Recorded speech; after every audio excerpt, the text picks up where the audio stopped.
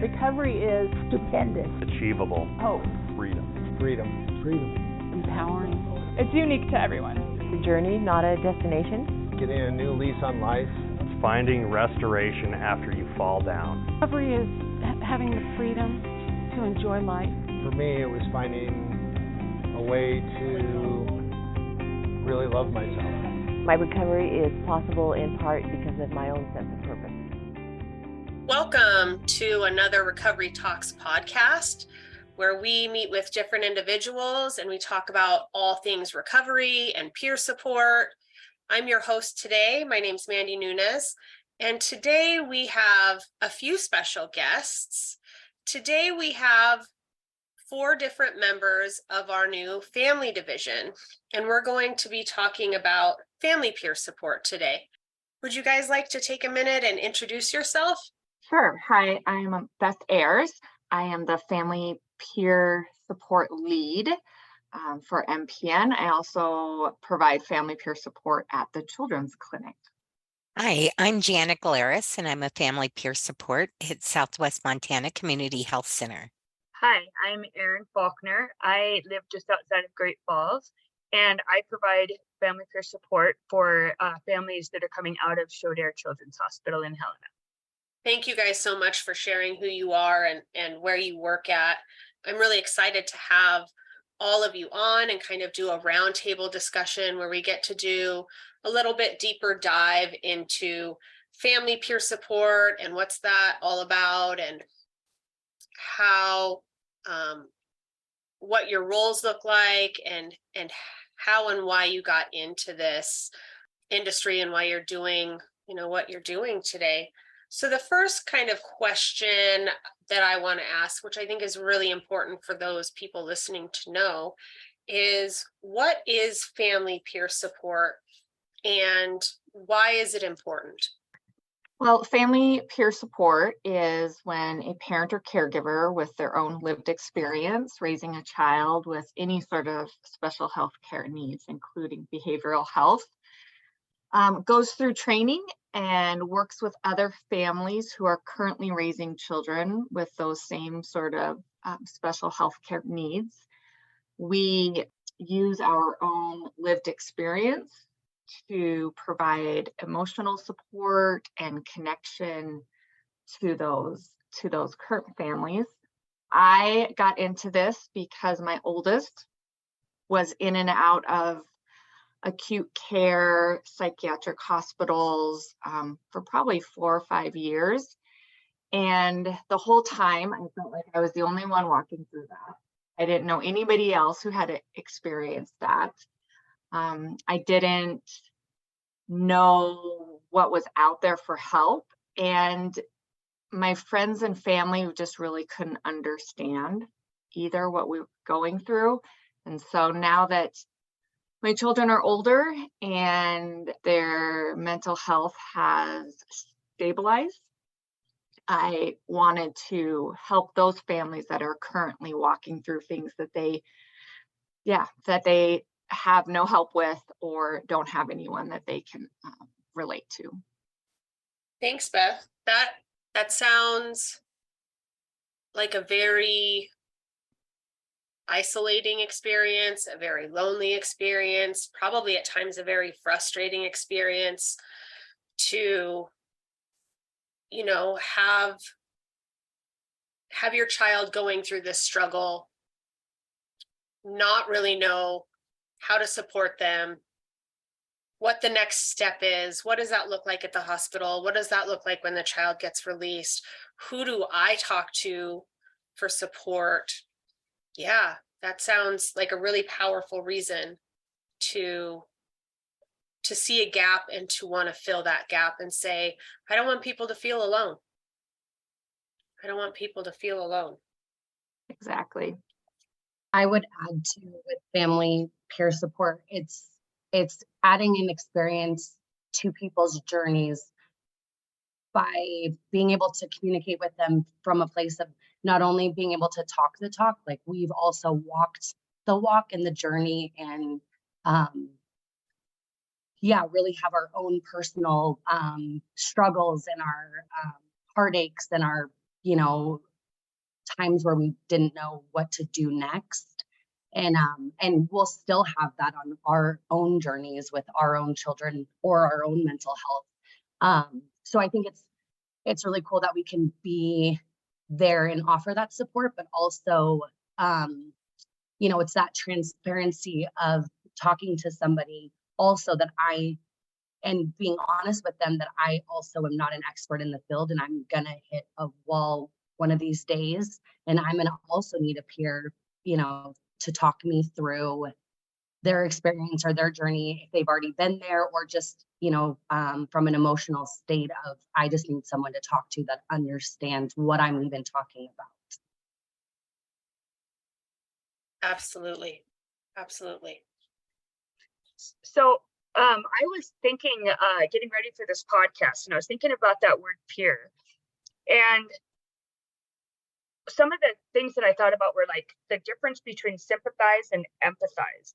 And so a lot of people in our lives can sympathize with us, what we're going through, but it's the peer that's able to empathize by saying, yeah, that's happened to me too. I experienced that same thing. And my story actually isn't just about my daughter and having a peer that can understand what I went through raising her with a special healthcare need, but also myself as having some health needs and wearing hearing aids. And so when I grew up in a public school, I never knew anybody who was the same as me. Nobody else that had hearing aids. I was all alone. Nobody could understand when I was like, oh, my battery just died and now I can't hear very well, or understand when that I can hear something, but that's not the same as understanding what you said. There was just some of these things that nobody else could understand. And then when I went to college to study deaf education, I went to Minot, North Dakota, and there were a lot of other people that were the same as me. They went into that field because they were also hard of hearing, also were hearing aids. And it was the first time I actually had peers, people that actually understood what it was like for the battery to die, or to not understand but hear parts of it, to have to try to have what we call closure, figure out what somebody said without actually hearing the whole thing. And so that was huge. That idea of that peer that really understands is just huge. For me, I have a daughter with cerebral palsy and a son that we are testing for autism. And I remember when she was younger and we were fighting for her educational rights and her human rights and her disability rights. There weren't many people that could answer my questions. I couldn't get my questions answered. I couldn't gain enough knowledge. And finally, between fighting with all of them and learning the process and studying the process, it was a way for me to advocate for my daughter. And I wish I would have had more peer support at the time. I was lucky enough to be taken in by a group that was the Buddy system in Bozeman, Montana, with kids with Down syndrome. And so it's just really helpful to have somebody else that knows what you're going through, that has the lived experience and can listen to you and understand you, because families don't always understand what you're talking about or what you're going through, but people that have the lived experience do, and they can sympathize and empathize with you. So it's really helpful.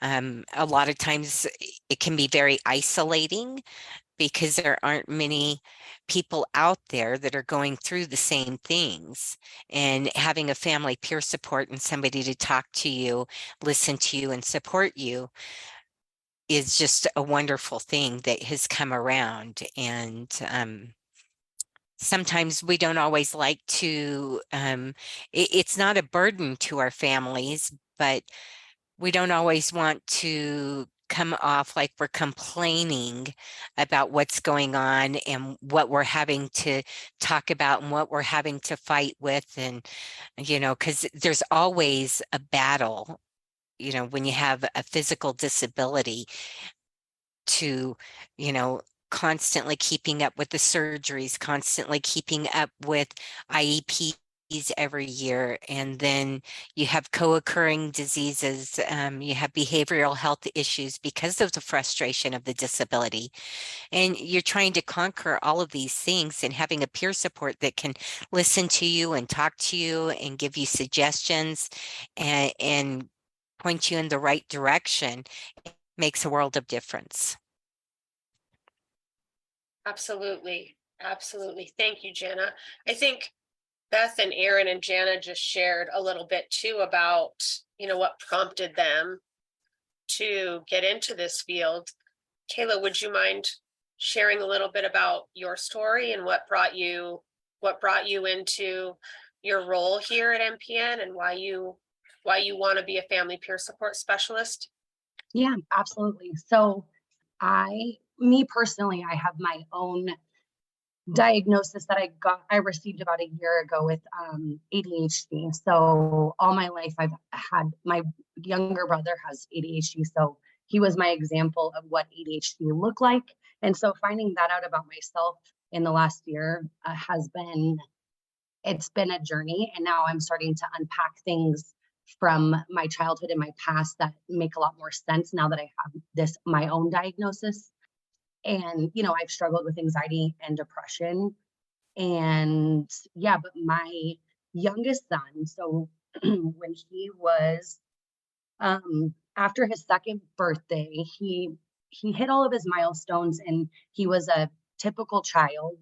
At every well visit that we went to, he met all of the markers that they give you, the checklist. And then, a little bit after his second birthday, I just started to notice he was not acting like himself. All of the words that I knew that he knew were just kind of disappearing in thin air.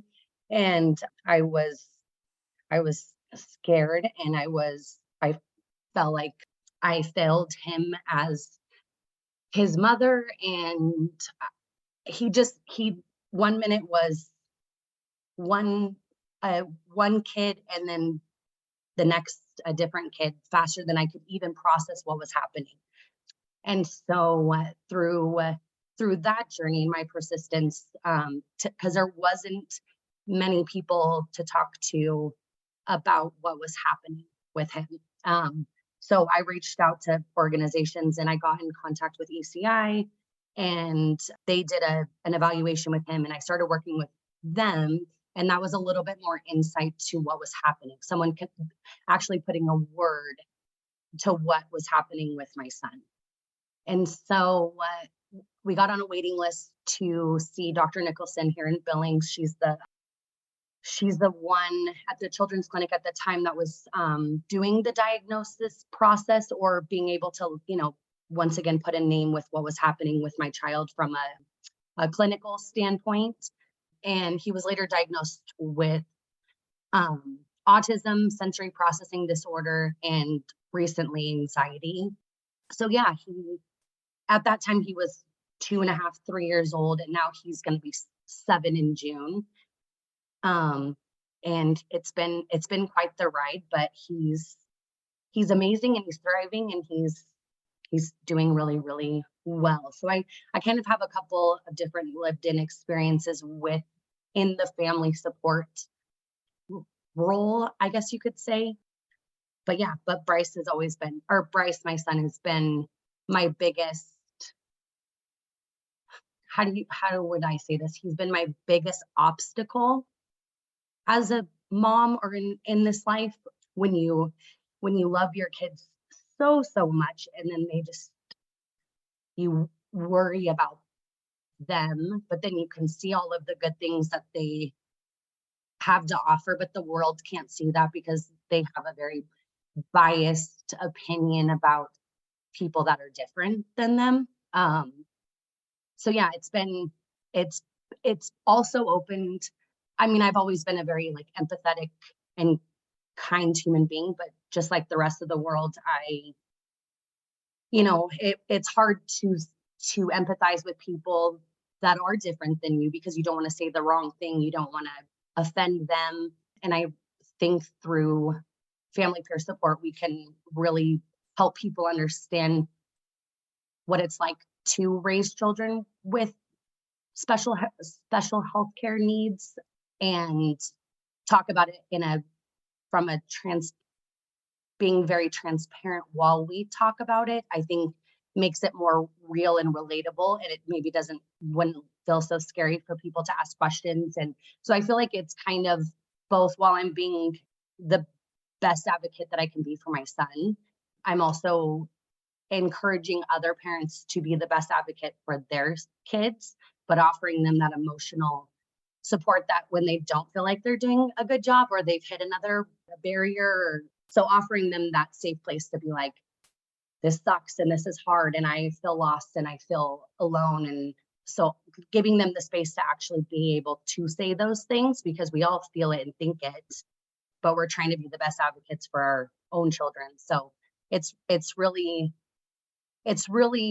nice to be able to offer that to people, but then it's also good for me to hear other people have the same feelings, struggles, emotions, and being able to relate to them as well. So really peer support, I feel like it's really kind of a circular thing that we offer to the families that we work with, but then also they offer stuff back to us in our own worlds and our own journeys. Absolutely. Yeah.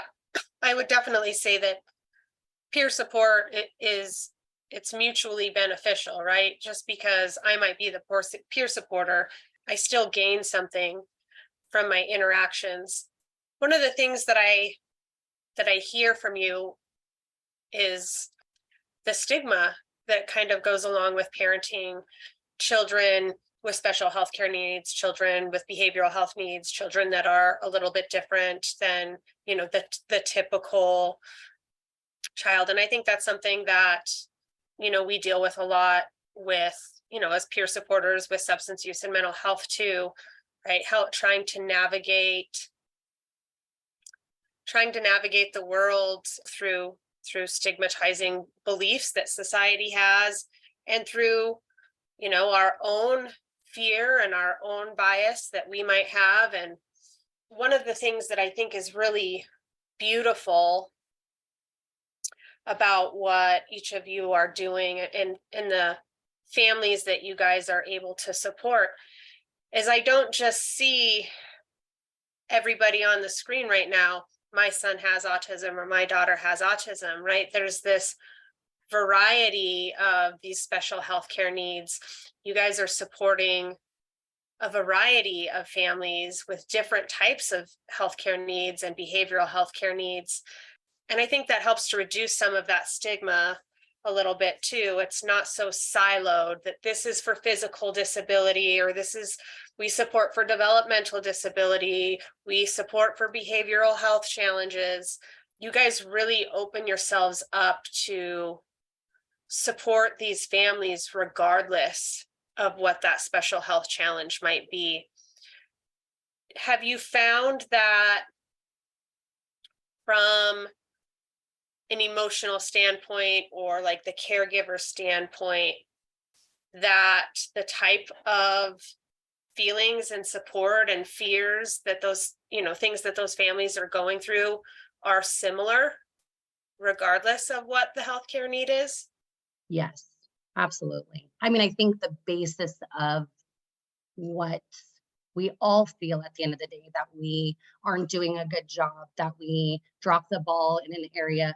As parents, I think we all are juggling so many different things every single day. And then parenting is hard enough as it is. Being a parent alone is hard enough. And then you add these intense layers of, and even anxiety alone is its own really broad spectrum. And then autism alone is this really big, broad spectrum. And then you just keep adding those different things that people go through in their lives that are, they're hard to process and they're hard to talk about and they're hard to be transparent about, because you want to put on a brave face and say, oh no, I got this.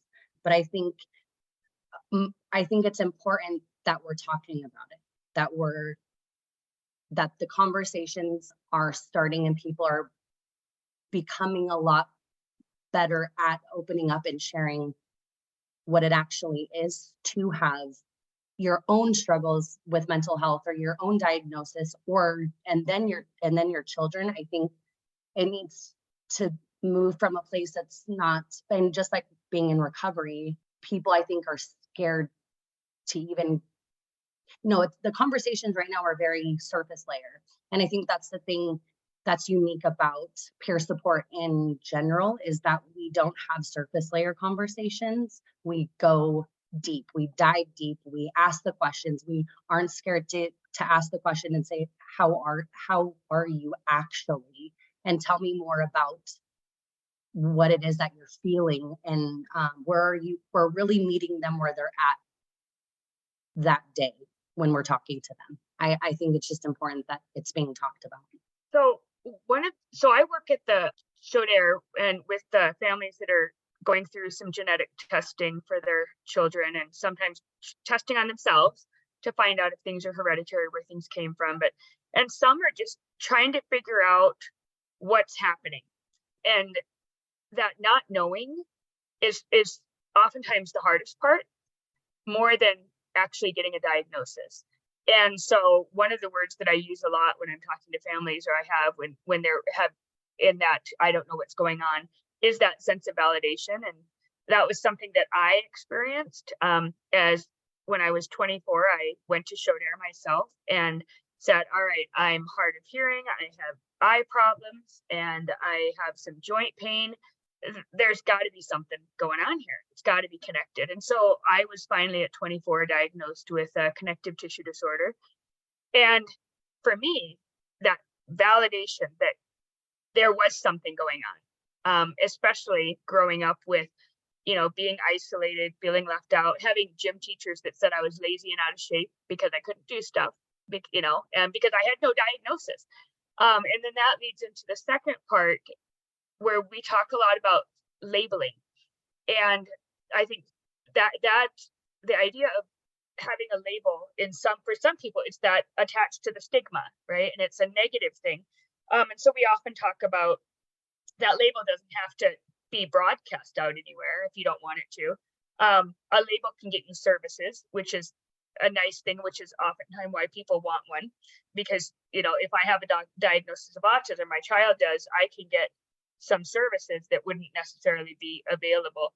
For me, when I grew up, I didn't want to label myself or have people know necessarily that I was hard of hearing as I was growing up. So there was a lot of the hair is down, I'm hiding it. But as I got older, I realized that they're making their own opinions about me. Because if I don't answer them when they talk to me, they could be thinking, oh, well, she's stuck up. Oh, well, she's ignoring me, so she's not a very nice person. So then it got to where I want that to be known right away. I don't want people to think something about me that isn't true. And so then that became part of how I, introduce myself to new coworkers, and not everybody I meet, but just people that I'm going to, be with for, on a day-to-day basis. I want them to know, hey, I wear hearing aids. If you sometimes I have them turned off. If you try to get my attention, just know that might be why. I want to determine and help decide their perspective of me, what they're going to think about me. And I think, so that was some of that validation and labeling are some of those things that I really connect with families about. Thank you, Erin. So in that labeling or diagnosis, Erin shared there's definitely some potential benefits to having a diagnosis, or benefits to those labels. And I'm sure there's a lot of fear and discomfort that goes along with getting a diagnosis and with not having one, like she shared, that not being validated, something's wrong, but I don't know what it is. So are you guys able to only work with families with a diagnosis? Are you able to support families in the process? Do you need that label or diagnosis? So sometimes we work with children that may have developmental disabilities. they're not diagnosed. They just aren't progressing as a child their age would be progressing. And so we can walk them through the steps, if they're not meeting their goals as they're supposed to reach their goals, to crawl, to sit up, to walk, to play, to do those sorts of things, then we can start talking to them about, well, what other things can you do as a parent to try and see how you can meet those goals. Sometimes it might be physical therapy or occupational therapy, or directing them to early child Head Start programs, those sorts of things. So sometimes when they don't have a diagnosis yet, they have developmental delays. And so we can help those parents walk through that. And then the other thing is, we always have to remember that every child's unique and different. And it's celebrating the little victories. And some people might feel that it's so silly because I'm excited because my daughter could, start picking up, pennies and putting them into a jar. But that was a big victory. Sitting up on her own where she could do it for 1 minute, that was a huge goal. And they may seem like very simple little things, but we worked hard and we worked long and to reach those goals. And so having family peer support and other families out there to reach out to celebrate those little victories in life that you make is just so wonderful, because they really get it. I love that. I love that there's not that limit of you have to have a diagnosis in order to receive our support. And I love that you're talking about celebrating the victories, right? Family peer support isn't only about the struggles and the challenges and the isolation. It's also about somebody to share those wins with, somebody who understands why this thing, whatever it might be, that may seem so small to another family, why it's so important to this one. I love that. Speaking of wins, are you guys willing to share little pieces about what is your favorite part of family peer support job? I think my favorite part is talking to other families, and they're going through similar things, and watching them follow the path, whatever their path may be, because everybody's is different, and watching them reach their goals, and to be there when sometimes a goal isn't reached also. And to keep encouraging them, and to keep trying new things, and to remember that we all have different diagnoses, and it's the little things that we do that make a difference. It doesn't have to be like, well, this year, by the end of the year, my daughter's going to run. That might be a goal for 10 years from now. And it's how we can do things differently so they can experience everything that everybody else can do, but maybe a little bit differently. I think my favorite part about this is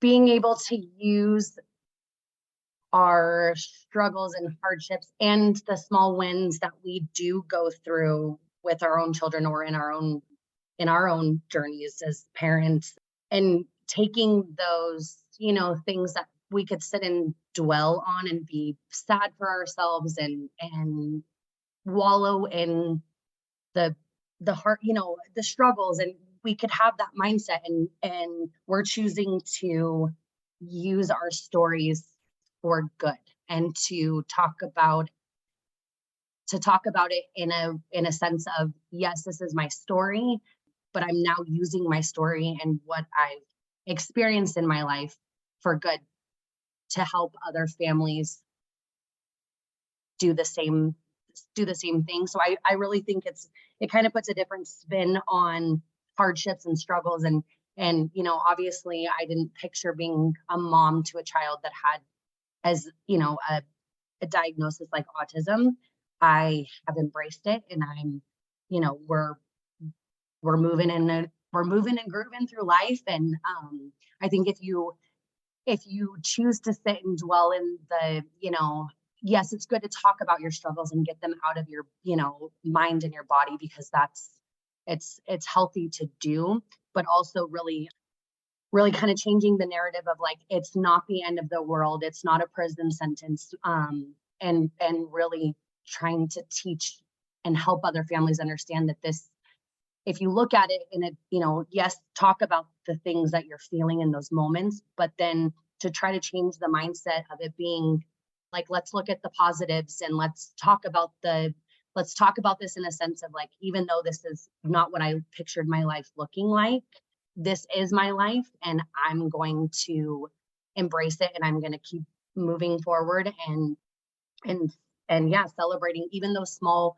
wins. If we change the mindset of looking at it more from a positive lens instead of a negative, I think it could really change the overall stigma of having something, whether even if you don't have a diagnosis, or you're, like Erin was saying, if you're feeling something like is off with you or your child, I think it'll really take that stigma away from it being this like, oh, don't tell anybody I have, anxiety, or don't tell, but why not say I have anxiety, and people need to be more patient with you when you're saying I'm feeling really anxious and overwhelmed right now. Even just that alone, being able to say that out loud and stand in your power, and being able to communicate and advocate for yourself or your children, and then showing other families that they can do the same, or other peers that are going through the same thing. I think it's really going to change the mold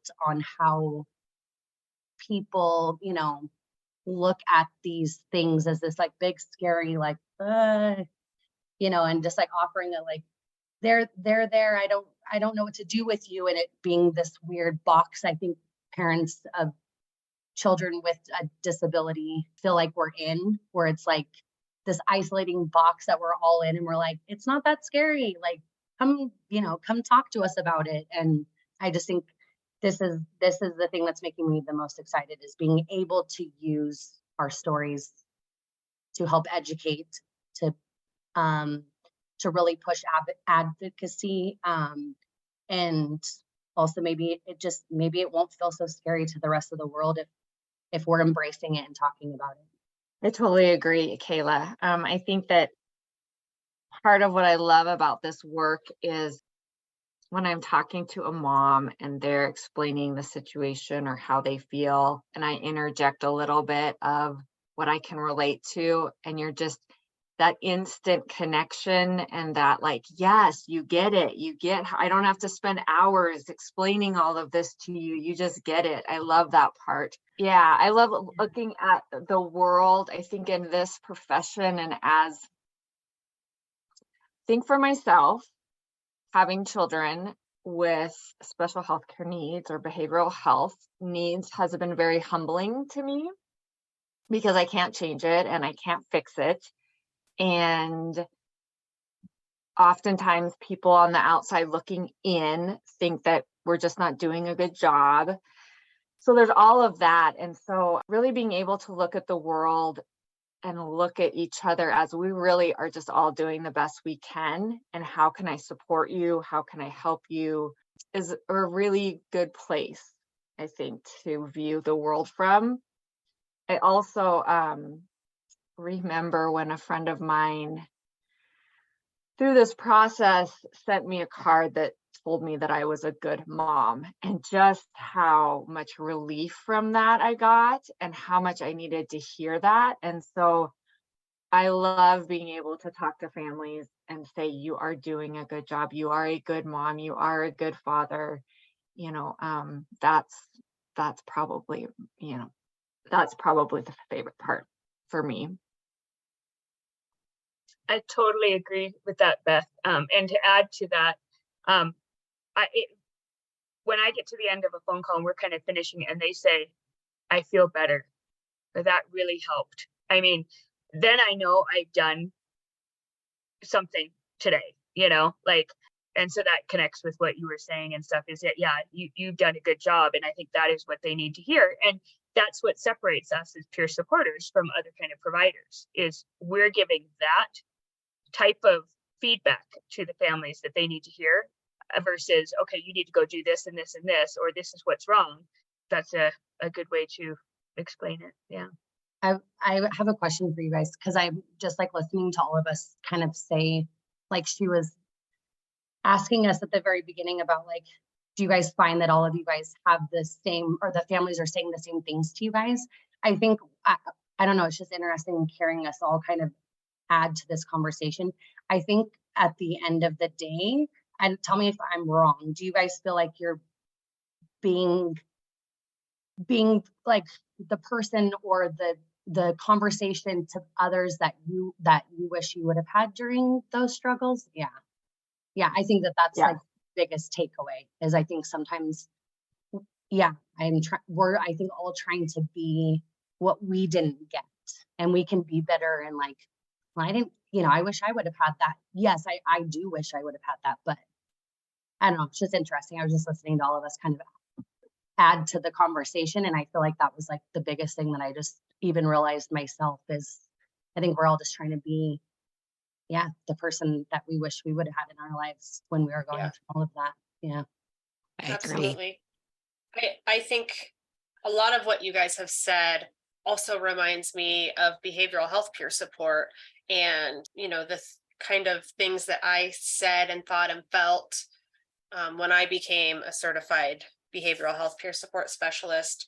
Kayla talked about it a lot, that I was able to and am able to take this, my struggle, my story, and there's a lot of stigma involved with that too.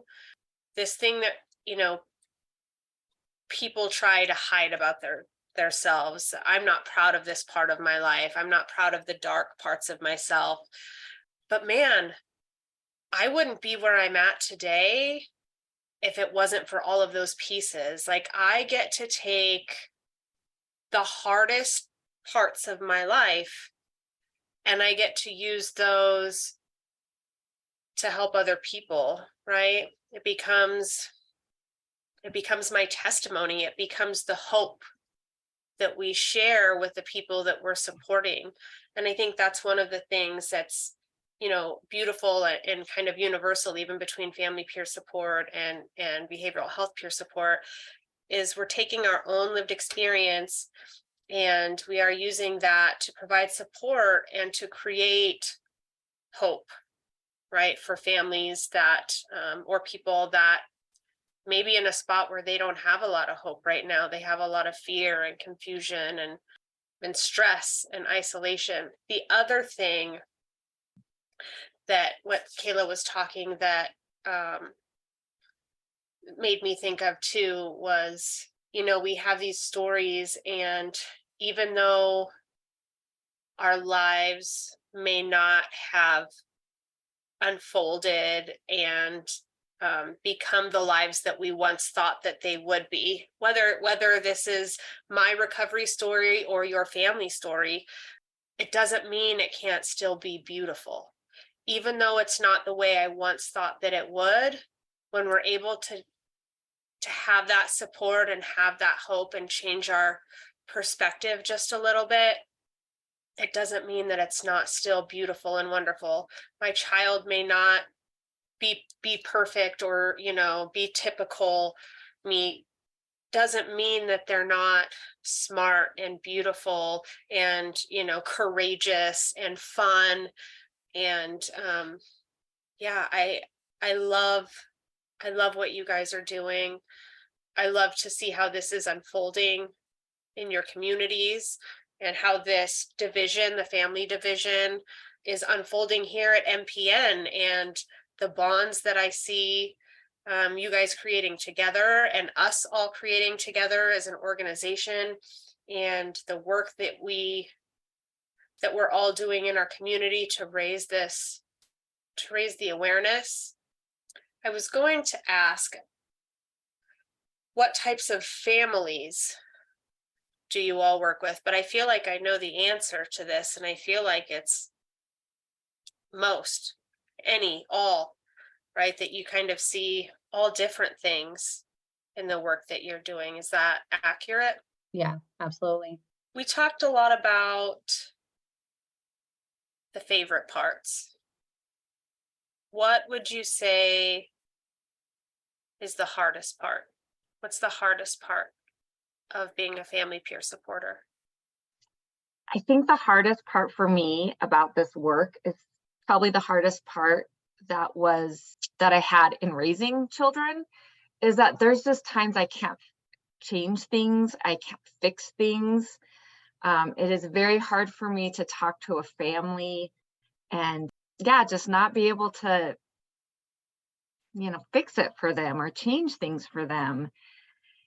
But it also shows me how powerful just walking with somebody is, and just hearing them that, no, I can't fix it and I can't change it. And sometimes there's not resources and sometimes there's not support out there for it, but I can just sit there and hear them and walk through it. So I think that's the biggest challenge, but then also a really good learning experience too, is that I don't have to be able to fix it for somebody. I just need to be able to sit with them. Yeah, and I knew it too going in. I knew that the hardest thing for me would be wanting to help somebody or to be there for them, or for them to feel safe to open up to me, and make that connection where they feel safe. But we were just talking in a meeting. Jim said to us that the system has done something to all of our minds, where we know that people were just a number when we call on a phone or call an organization or a doctor's office or a and they also have, in their profession, we understand that they have, a busy schedule. We get all of that. But when we're struggling and need, answers, or to have a conversation on the phone about what kind of appointment do I need, yada, yada, yada. The system has trained us that they don't want to hear our emotions and feelings. And they want to just get to the point, let's make the appointment, or that surface layer conversation, even when you're face to face with the person you've been waiting to talk to. And I think that that's the hardest thing, is because that's how, society is, that when you get on the phone with some of these families, that's just what they're conditioned to and used to. And so you can feel even on the phone with them, you can feel this barrier where they're just cool, thank you. Oh yeah, you're just another person that's coming into my world that's not going to be able to help me. They think it's this